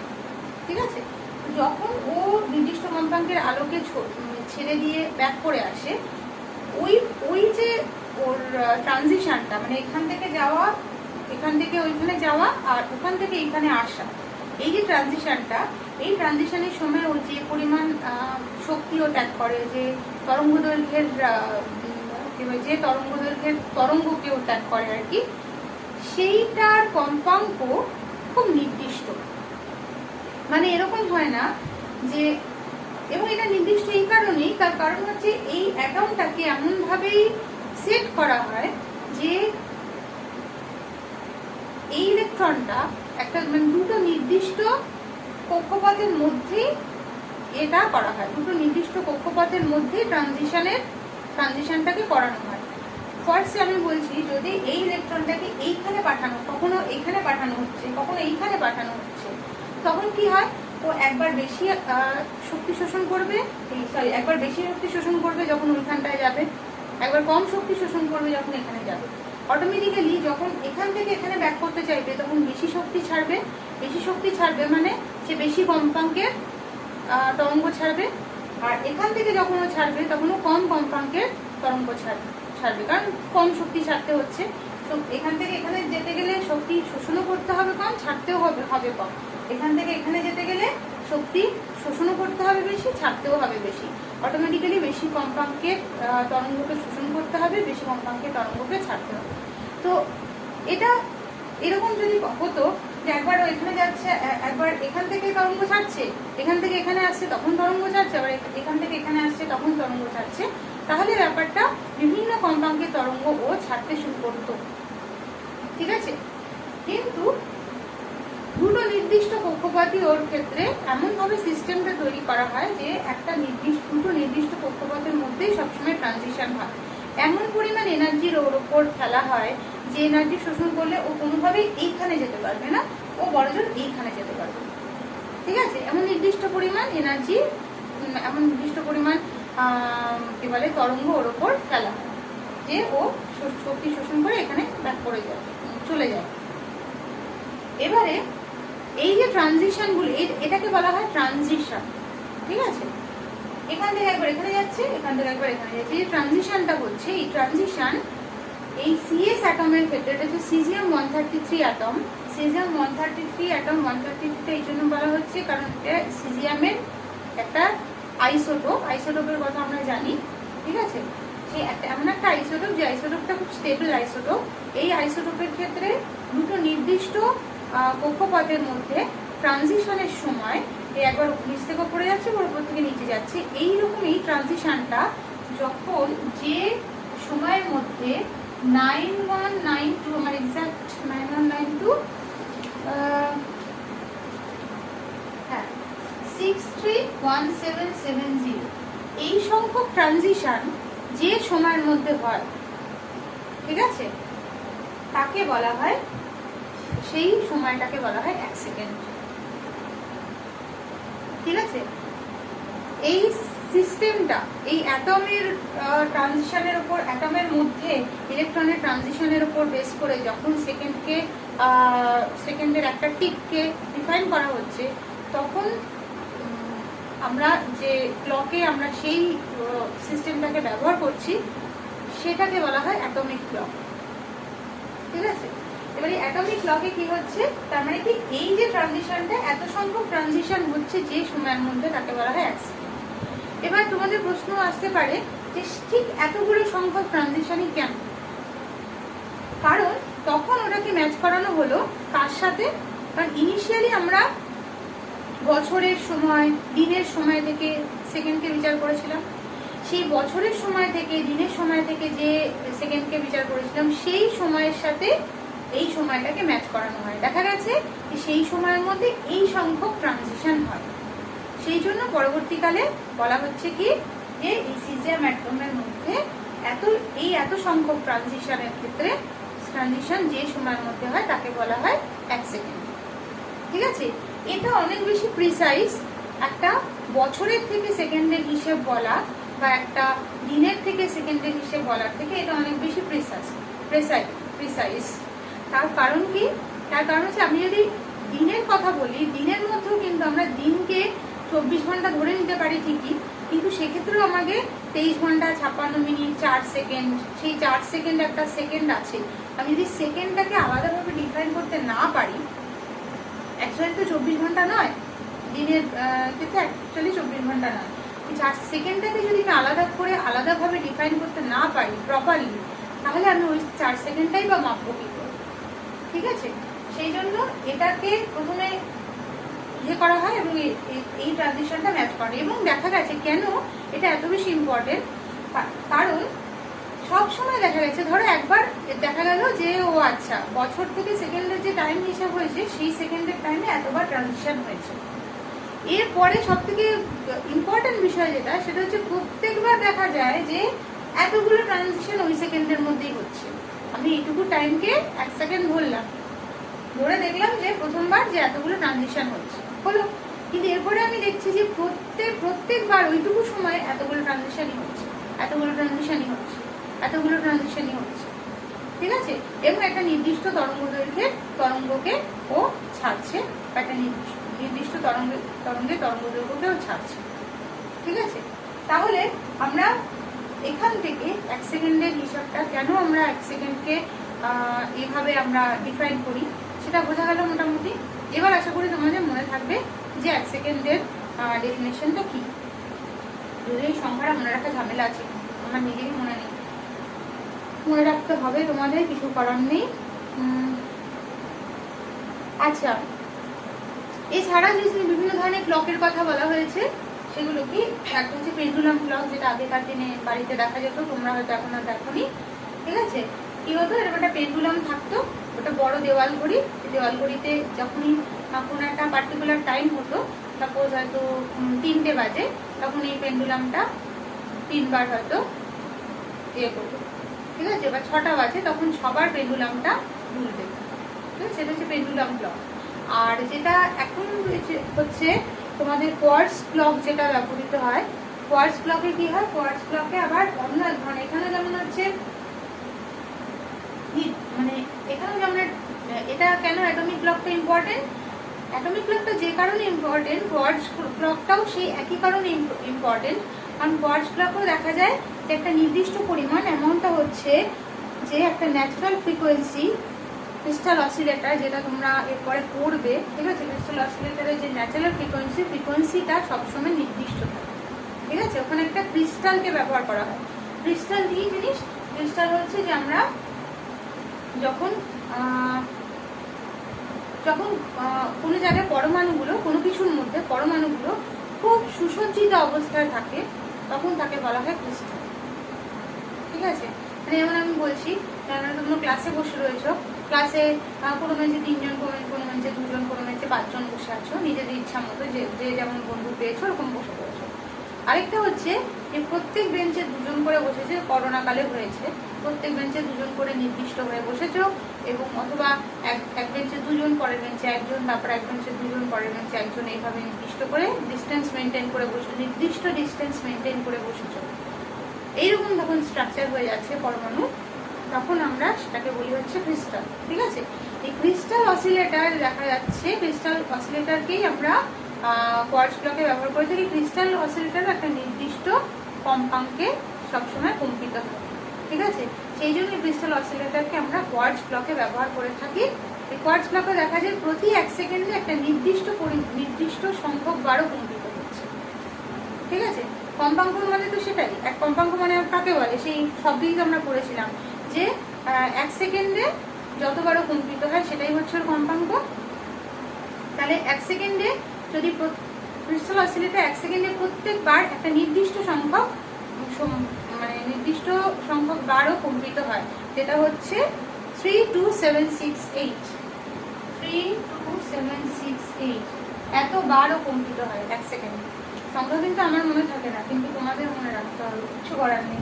32768 হচ্ছে হার্টজ, হচ্ছে তার কম্পাঙ্ক, তার মানে 1 সেকেন্ডে সে এতবার কম্পিত হয়, এবং প্রত্যেকবার দেখা যায় প্রতি 1 সেকেন্ডে সে একবারই কম্পিত হয়, এই একই পরিমাণ কম্পিত হয়।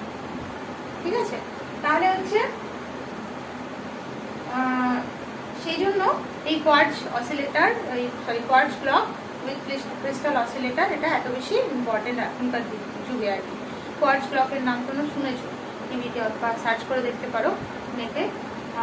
কোয়ার্টজ ক্লক বেশ ভালোই দামি হয়। আচ্ছা, তো মোটামুটি বোঝা গেল যে আমরা কিভাবে সময় পরিমাপ করি এবং কেন সময় পরিমাপের ক্ষেত্রে আমরা এত স্পেসিফিকেশন ইউজ করি। ঠিক আছে, আচ্ছা এইবারে যেটা আরেকটা ইম্পর্টেন্ট জিনিস সেটা হচ্ছে এরার। এরার মানে তো সবাই বুঝতে পারছো, ভুল। ঠিক আছে, আচ্ছা এরার কিরকম, যেমন আমি কোনো একটা কিছু মাপতে গিয়ে কত ধরনের এরার হতে পারে। যেমন আমি একটা কিছু মাপতে গিয়ে আমি তার আমার চোখের আন্দাজে ভুল হয়েছে। ঠিক আছে, এটা আছে 1 পয়েন্ট, এরকম একটা 1 2 3 4 5, এইখানে গিয়ে শেষ হয়েছে 8 9 10, এইখানে গিয়ে শেষ হয়েছে। আমি সোজাসুজি মাপলাম না, আমি একটু সাইড থেকে মাপলাম, যেটা আমরা সেই লম্বন ভুল করেছিলাম। করতে গিয়ে আমি 0.5টাকে আমি বললাম যে এটার মাপ হচ্ছে 0.6 সেন্টিমিটার।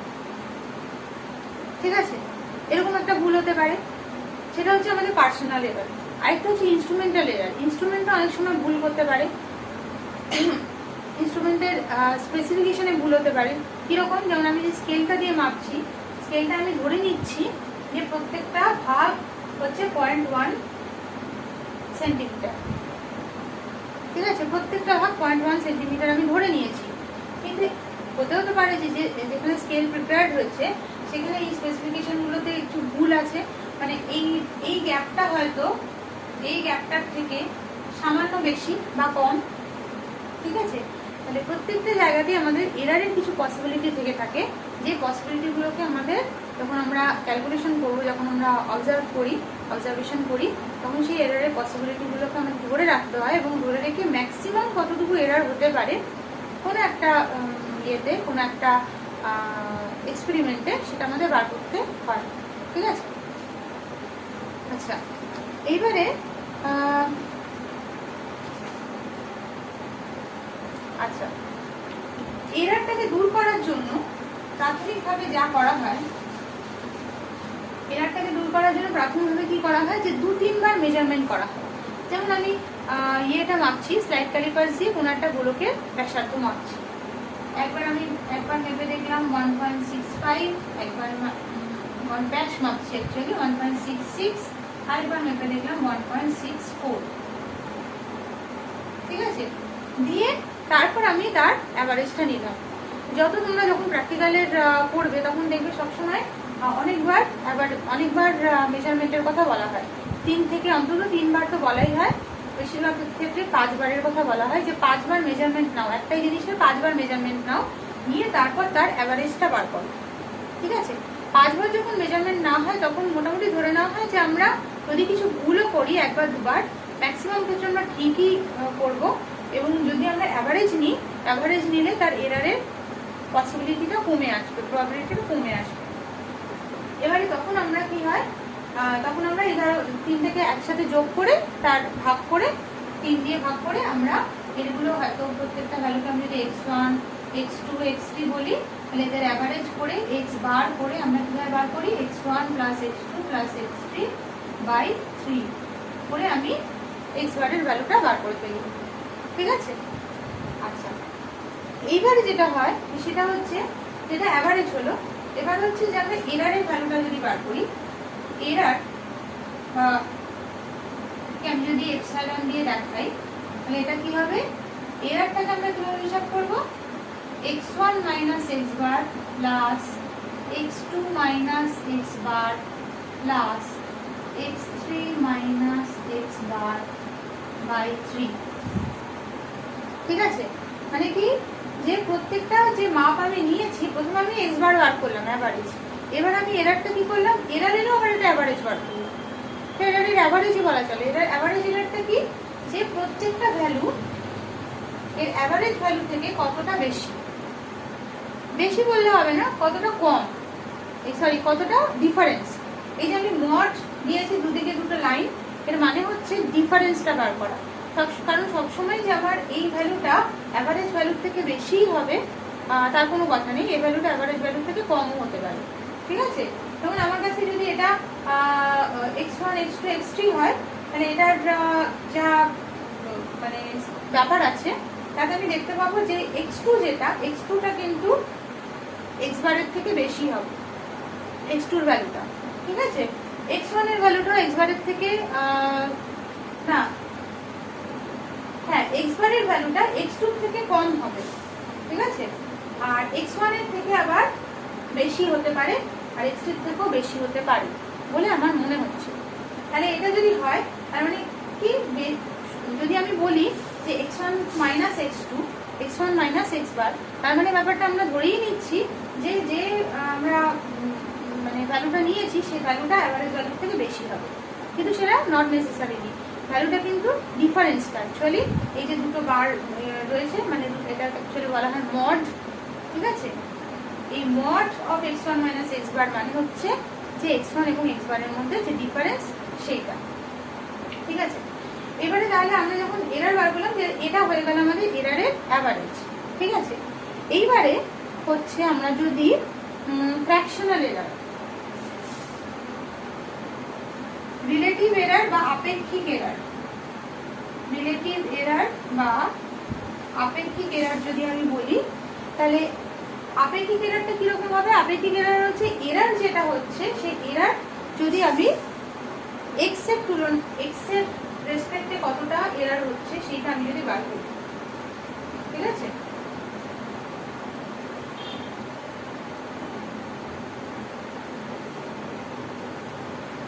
ঠিক আছে, এটা হচ্ছে রিলেটিভ এরার। এখানে আমরা দেখেই বুঝতে পারছি যে রিলেটিভ এরারটা কিন্তু প্রত্যেকটা, এখানে যেহেতু x রয়েছে, x বার নেই, তাহলে আমি এখানে দেখেই বুঝতে পারছি এটা কিন্তু প্রত্যেকটা অবজারভেশনের ক্ষেত্রে রিলেটিভ এরার আলাদা হবে।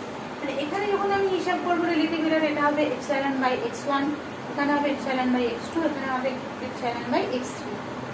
এই রিলেটিভ এরার থেকে যেটা বেরোয় সেটা হচ্ছে পার্সেন্টেজ এরার, মানে শতকরা এরার। শতকরা এরারটা কি করে বেরোবে? রিলেটিভ এরারের সাথে আমি যদি 100 করে দিই তাহলে আমি পার্সেন্টেজ এরারটা পেয়ে যাবো। ঠিক আছে, তাহলে এটা হলো আমার রিলেটিভ এরার, আর এই টোটালটা হলো হচ্ছে পার্সেন্টেজ এরার। বুঝতে পারলো? আচ্ছা, এইবারে একটা খুব ইম্পর্টেন্ট জিনিস, সেটা কি? Propagation of error.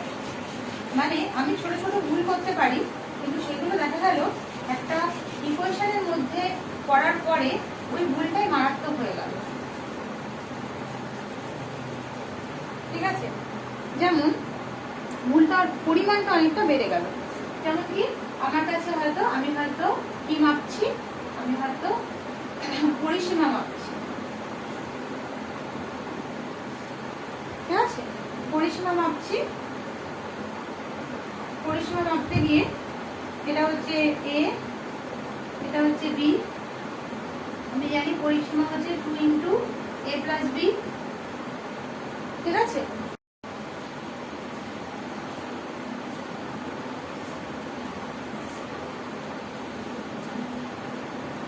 আচ্ছা, তাহলে এরারে আমরা যদি এরার ক্যালকুলেশনের প্রাইমারি ব্যাপারগুলোর মধ্যে একটা ইম্পর্টেন্ট জিনিস কি আছে, যেমন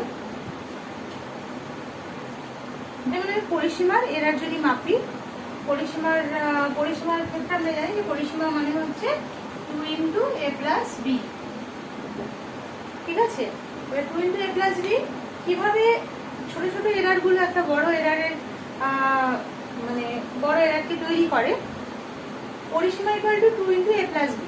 এবার দেখা যাবে এও একটা দৈর্ঘ্য, বিও একটা দৈর্ঘ্য, মানে দুটো যখন মাপছি, দুটোর ক্ষেত্রেই যদি আমি কিছু পরিমাণ ভুল করি তাহলে কি হবে, যে এর টোটাল যে এক্স, এই টোটাল এরারটা, এই টোটাল এরারটা হবে 2 into del A plus del B.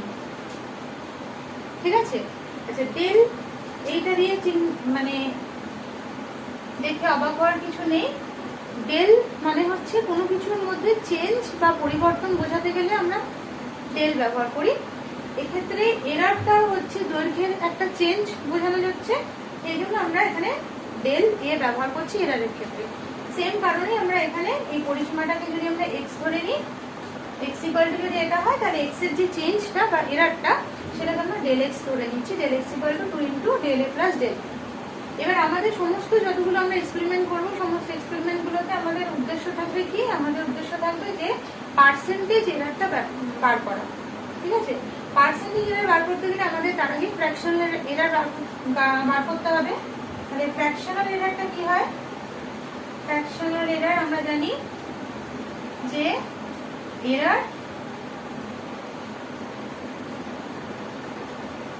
By যে অ্যাকচুয়াল মেজারমেন্ট, তাই তো? আর যদি আমি পার্সেন্টেজ এরার বার করতে চাই, পার্সেন্টেজ এরার বার করতে গেলে এটাকেই 100 দিয়ে গুণ করতে হবে। ঠিক আছে, আচ্ছা এবারে পরিসীমার এই ফর্মুলাটা বাদ দিয়ে আমি যদি অন্য কোনো একটা ফর্মুলা ব্যবহার করি, যে ফর্মুলাতে কি রয়েছে, এই টু টু কিছু নেই, রয়েছে কি এ মাইনাস বি, এ মাইনাস বি। ঠিক আছে, এ মাইনাস বি হলেও কিন্তু তার যে এরারটা, এরার ক্যালকুলেশনের সময় কিন্তু A del A plus del B হবে। তার কারণ এরারটা তো যোগই হচ্ছে, তাই না? আমি যখন ইয়ে করছি, আমি যখন বার করছি এরারটা, তখন এরারটা তো আলটিমেটলি যোগ হচ্ছে। এখানে আমরা এর সাথে মাইনাস, এর সাথে আমরা মাইনাস বি যুক্ত করছি, তাই তো? এ মাইনাস বি মানে এর সাথে আমি মাইনাস বি যুক্ত করছি। কিন্তু যখন আমি এরারটার ক্যালকুলেশন করছি, তখন তো এরারও ডেল এ, এবং মাইনাস বি মাপতে গেলে মাইনাসটাকে আমি উল্টো দিকে বললেও বি এর এরারটা সেই ডেল বি হবে। ঠিক আছে, সে আমি ওদিকে মাপি বা মাইনাসের জন্য এদিকে মাপি, এরারটা তো ডেল বি হবে। সেই জন্য এরারটা সবসময়, এরার বার করার সময় সবসময় যোগ। ঠিক আছে, ফ্র্যাকশনাল এরার এটার ক্ষেত্রে কি হবে? ফ্র্যাকশনাল এরার এই টু তো থাকবে না, del A plus del B, এখানে এ মাইনাস বি। আগের যে ফর্মুলাটা আর এই ফর্মুলাটা, দুটোর ক্ষেত্রে কোনটার ক্ষেত্রে ফ্র্যাকশনাল এবং পার্সেন্টেজ এরার বেশি আসছে বলে মনে হচ্ছে? অবশ্যই এটার ক্ষেত্রে, তাই তো? তার কারণ হচ্ছে আগে এটা ছিল বাই এ প্লাস বি, এটা বড় সংখ্যা দিয়ে ভাগ ছিল, আর এটা একটা ছোট সংখ্যা দিয়ে ভাগ। এবার তোমরা বলতে পারো যে এরারটা তো আলাদা আসতে পারে, এদের ক্ষেত্রে এরার মাপার ক্ষেত্রে তো মানে আলাদা হতে পারে। কিন্তু ব্যাপার হচ্ছে যখন আমরা কোনো একটা এক্সপেরিমেন্ট করি, তখন আমরা সেই এক্সপেরিমেন্টে পার্সোনাল এরারের থেকেও বেশি ইম্পর্টেন্স দিই। যে পার্সোনাল এরারটাকেও যখন আমরা ধরি, তখন আমরা একটা নির্দিষ্ট পরিমাণ এরার ধরে নিই। মানে পার্সোনাল এরার আমরা তো বুঝতে পারি না যে পার্সোনাল এরার কত হচ্ছে, তাহলে তো আমরা ভুলটাই করতাম না। ঠিক আছে, পার্সোনাল এরার বুঝতে পারি না বলে আমরা একটা নির্দিষ্ট পরিমাণ এরার ধরে নিই। যেমন আমি যদি 1 সেন্টিমিটার মাপি, আমি ধরে নিতে পারি যে আমি ওই 1 সেন্টিমিটারটাকে 1.1 সেন্টিমিটার লিখেছি। মানে আমি যদি লম্বভাবে না দেখি, আমি যদি এদিক থেকে দেখি, ঠিক আছে, তাহলে আমি 1.1 সেন্টিমিটার দেখবো, আর ওদিক থেকে যদি দেখি তাহলে 0.9 সেন্টিমিটার দেখবো। তাহলে মোট কথা এরারটা হতে পারে কত? 1 সেন্টিমিটারে এরারটা হতে পারে 0.1 সেন্টিমিটার। ঠিক আছে, তাহলে সেক্ষেত্রে আমি এখানে 0.1 সেন্টিমিটার বসাবো। ঠিক আছে, তাহলে এরারগুলো মোটামুটি আমরা পার্সোনাল এরার ধরলেও আমরা এরারটাকে একটা নির্দিষ্ট পরিমাণ এরারই ধরি। এবার depending on the other values, আমাদের আদার মেজারমেন্টের উপর বেস করে কিন্তু এরারের মানটা বেড়ে যায় বা কমে যায়। ঠিক আছে, এবারে বা এক্সপ্রেশনের উপর বেস করে। এবারে আমরা চলে আসছি এটা পরিসীমা। এবার নেক্সট হচ্ছে যে আমরা যদি পরিসীমা না বার করে তখন আমরা ক্ষেত্রফল বার করছি। ঠিক আছে, তাহলে সেক্ষেত্রে আমাদের ফ্র্যাকশনাল এরার বা এগুলো কি হবে? পরিসীমা না বার করে আমি বার করছি হচ্ছে ক্ষেত্রফল। ক্ষেত্রফল y ইকুয়াল টু ab। সেক্ষেত্রে ফ্র্যাকশনাল এরার হবে del a by a plus del b by b। ঠিক আছে, del a by a by plus del V by B, তার মাত্রা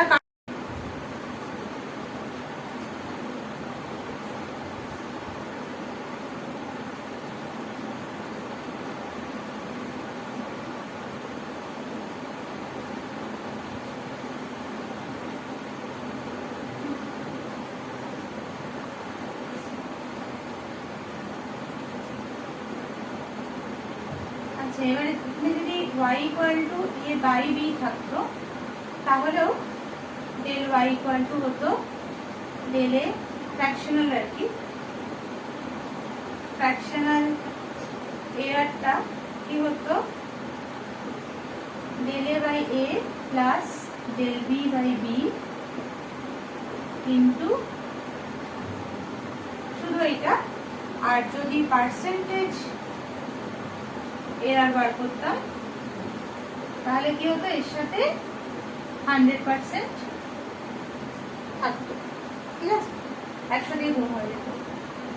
এবার তাহলে একটু ইন জেনারেল করা যাক। ইন জেনারেল কি, যদি z equal to suppose a to the power k b to the power l by c to the power m হয়, তাহলে ফ্র্যাকশনাল এরার কি হবে? ফ্র্যাকশনাল এরার হবে k into del a by a plus l into del b by b plus m into del c by c। Power গুলো সামনে চলে আসবে আর বাকি del a by a, del b by b, del c by c, ঠিক আছে। আর percentage এর কি হবে এর সাথে 100% পার্সেন্টেজ এরর, ঠিক আছে। আচ্ছা, এইবারে চলে আসি আমরা আরেকটা পয়েন্টে, যেটা একদম লাস্টে বলা রয়েছে। মাঝের সিগনিফিকেন্ট নাম্বার কোনগুলো সেগুলো আমি আর পড়াচ্ছি না, আমাদের 1.13 তে একবারে চলে যাচ্ছি, কারণ মাঝেরগুলো তোমরা নিজেরা পড়লেই পেরে যাবে। 1.11 আর 1.12, 1.13 তে ডাইরেক্ট যাচ্ছি। দুটো জিনিস, একটা হচ্ছে অ্যাকিউরেসি আর একটা হচ্ছে প্রিসিশন। অ্যাকিউরেসি কখন? যখন আমি কোনো একটা কিছু দৈর্ঘ্য সাপোজ জানি যে 10 সেন্টিমিটার জানি, ঠিক আছে। এবারে তোমাকে আমি মাপতে দিলাম, তুমি মেপে এনে বললে 10.1, 10.2, 10, 9.9, 9.8। আমি বলবো যে মাপটা ঠিকই আছে, কারণ তোমার একটা ভ্যালু তো এক্স্যাক্টলি এসছে আর বাকি ভ্যালুগুলো এর কাছাকাছি রয়েছে, তাহলে আমি বলবো যে তোমার রেজাল্ট হচ্ছে অ্যাকিউরেট, ঠিক আছে। প্রিসিশন কখন? যখন তুমি অ্যাকিউরেট হয়তো নও, কিন্তু তোমার ডেটার মানগুলো কাছাকাছি এসছে। যেমন তুমি মাপগুলো নিয়েছো 12.1, 12.2,